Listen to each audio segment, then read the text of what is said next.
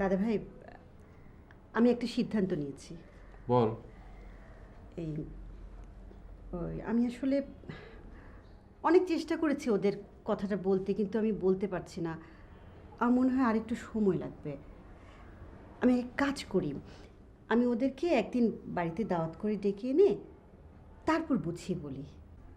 কিন্তু সেটা ফোনে বলা যায় না। ভাবি, সবসময় তো অস্থির হলে চলে? আচ্ছা আচ্ছা, ঠিক আছে, আমরা অস্থির হবো না। তুই কি বলবি সে কথাটা বল না। আমার মনে হয় কি দাদা ভাই, তুমি কিছুদিনের জন্য ঢাকার বাইরে কোথাও যাও। এর মধ্যে জামাইরা আসা যাওয়া করবে, দেখবে তুমি বাড়িতে নেই, তখন না হয় এক ফাঁকে আমি বিষয়টা বুঝিয়ে বলবো। এটা কি করে সম্ভব? আর তুমি কি বলবে সেটা বলো। ভাবি, তখন কাটা তখন বলবো।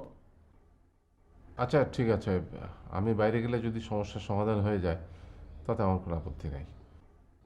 আমার মেয়েদের সংসারটা তো বাঁচুক।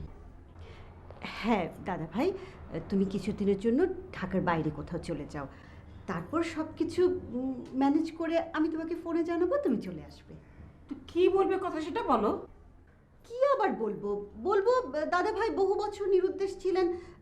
আমরা ভেবেছিলাম দাদা ভাই মারা গেছেন, তো সেই জন্য ওই কথা বলেছিলাম তখন, ব্যাস। ঠিক আছে, মানে কিন্তু এটাও তো মিথ্যে।